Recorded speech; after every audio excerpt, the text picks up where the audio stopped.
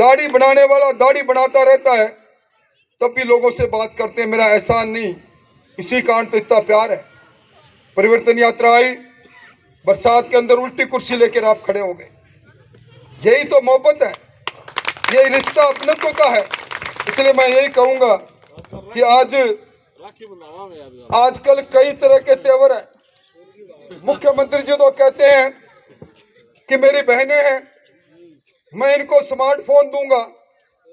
मैंने विधानसभा में कहा, मुख्यमंत्री जी राजस्थान के मुख्यमंत्री हो, अभी तो बने नहीं। राजस्थान की बहनें, जब सरकार का 5 साल और 7 महीने का समय चला गया, 4 साल और 7 महीने का समय चला गया, तब याद आई है। और वो टेलीफोन भी बटे, उस टेलीफोन की कीमत है 1800-2200 रुपए और सरकार से ले रहे हैं 6600 रुपए, उसमें भी चांदी टुकुट रहे हैं। और वही टेलीफोन कोठड़ी के अंदर एक बहन लेकर चली गई, जाकर अपनी अलमारी में लिख दिया, टेलीफोन फट गया। इसलिए अगर आप कोई लाए हो टेलीफोन तो अपने को कमरे में नहीं रखने, रख के चीपियां पकड़ के बाहर रख दिया, कद फाट नहीं जाएगा। मैं जुम्बानी से करूं। और एक ही अन्नपूर्णा किट अब याद आई है, कम है 1 करोड़ लोगों को अन्नपूर्णा किट देंगे। 22 सैंपल फेल हुए, 22। सोयाबीन में मिलावट, मिर्ची में मिलावट, धनिया में क्या की मिलावट हो सकती, आप तो सोच रहे हो उसकी मिलावट। आप खा मत लेना। अब आप जो लेकर आए हैं, आपको मेरी सुगंध कसम, आप एक बार उसको, उसके धनिया को और उनको एक बार खोल के और सूंघ के ही अंदाजा लगा लेना क्या है। और अब उसी की तर्ज पर रफीक जी को बहनें याद आई है। भाई धन्यवाद देना चाहूंगा, उनको पता तो लगा कि राखी का त्योहार होता है। राखी के त्योहार पर बहनों को 500 रुपया। अब याद आया है, गोगा माड़ी के भक्तों को खाना खिलाने की बात याद आई है। अब याद आया है, कहते हैं कि इस बार मैं जीतूंगा, और जहां जाते हैं वहां पंगत लगा के लोगों को खाना भी खिलाते हैं। मैं समझता हूं कि ये चूरू है,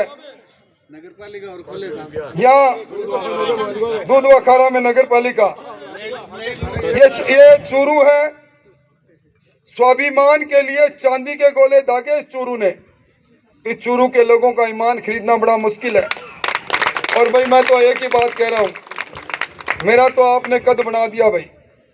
मेरे को तो अब आने वाले समय के अंदर पूरे राजस्थान में आज यहाँ पर्चा भराना है, आज वहाँ सभा करनी है, आज वहाँ सभा करनी है। मैं तो इस बात को कभी भूल नहीं पाऊंगा। पर ये बाप और बेटे इतिहास बनाएंगे, इतिहास आज सुन लेना। कांग्रेस के लोगों, कितनी बात कर लो, चाहे आप कितने जोर से बोल लेना, हारने का एक परिवार का इतिहास, एक बाप बेटे का इतिहास ये बनाएंगे। और ये क्यों कर रहे हैं, क्यों चुनाव लड़ते हैं?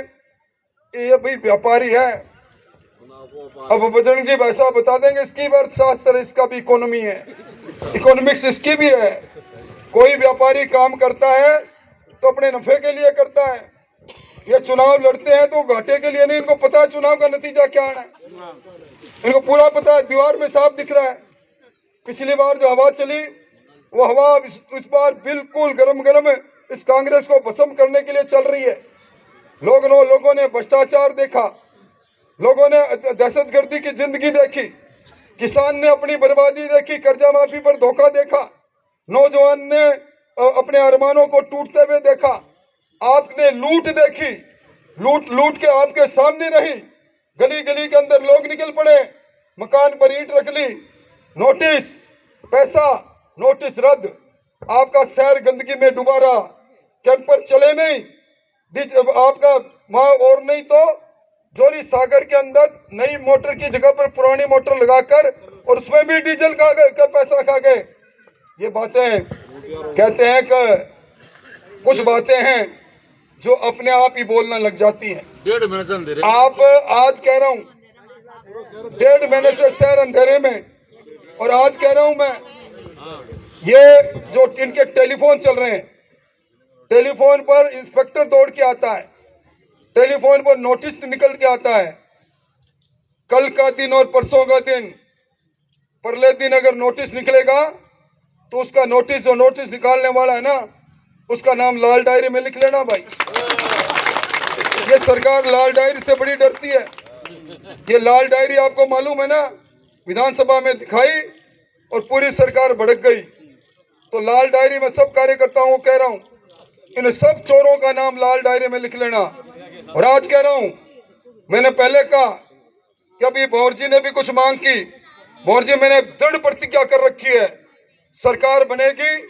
किसने देखा 5 करोड़, किसने देखा 10 करोड़, 100 करोड़ का पैकेज इस चूरू शहर के लिए लाएंगे।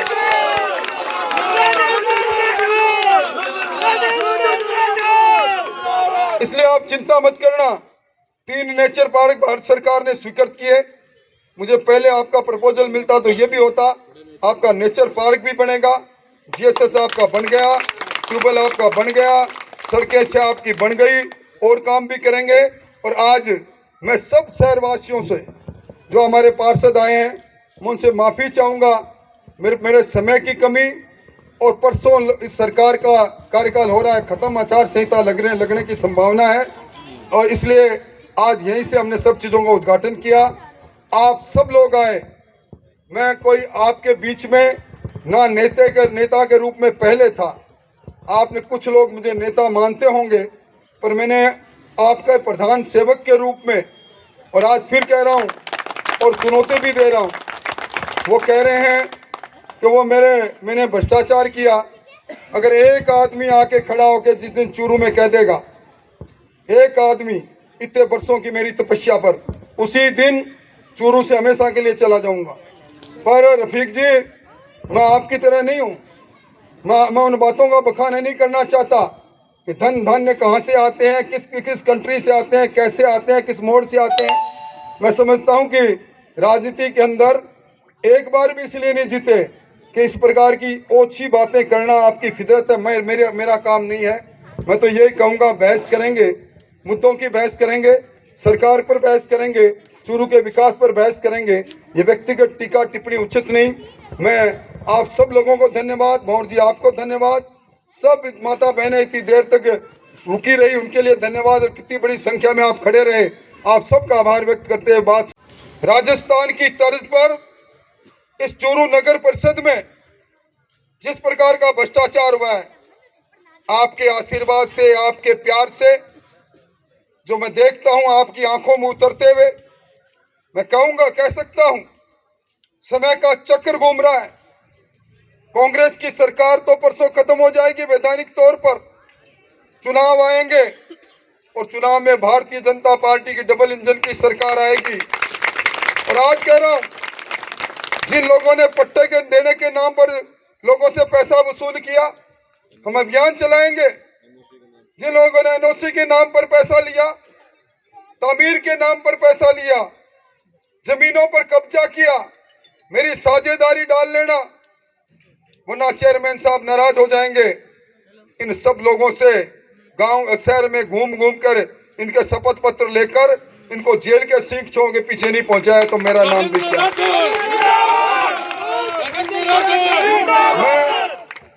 मैं भी हरलाल जी के ये कह रहे बंबई के पखेरू, मैं सोच रहा था पंख पखेरू सुने मैंने, इन्होंने क्यों कहा पंख पखेरू। फिर मेरे को याद आया, आपने देखा होगा पंख पखेरू पेड़ पर बसेरा लेता है, पर कमाने के लिए और खाने के लिए चला जाता है, और जरूरत पड़ने के बाद वापिस आता है। ये बंबई के पखेरू, इसी शहर से मैं 6700 वोटों से हारा। इसी शहर के लोगों ने अपना एमएलए के रूप में, नगर परिषद के रूप में कांग्रेस को चुना। गांव में अगर मेरे वोट ज्यादा नहीं आते तो एमएलए रफीक साहब होते। 1800 वोटों का अंतर रहा। आप याद कर लो, कोरोना थी, कोरोना में मैंने मेरे साथियों को खोया। ये भावर गुजर जो आज बात कर रहा है, एक सांस ऊपर थी मेरी, एक सांस नीचे थी। जब यहां से ये चलकर डॉक्टरों ने कहा कब इसके फेफड़े काम करना बंद करेंगे, जयपुर ले जाओ, मुझे मालूम है ये माता जी बैठी है, इनका रो रो कर क्या हाल था। एक हमने धनराज जी को खोया, हमारा ऐसा व्यक्ति जो जिस तरह के सेवा का मन उसके अंदर था। धनराज जी जब तक जिया जनता के लिए जिया, मैं इन दोनों को कहता रहता था हॉस्पिटल में मत जाओ, बाकी काम अपने करेंगे। मेरे को कहते भाई साहब मैं को नहीं जाऊंगा तो ऑक्सीजन का सिलेंडर तो थे मंगा दिया हिसार हूं वे लगावा को नहीं, मैंने जानो पड़ेगो। ये रोज जाते थे।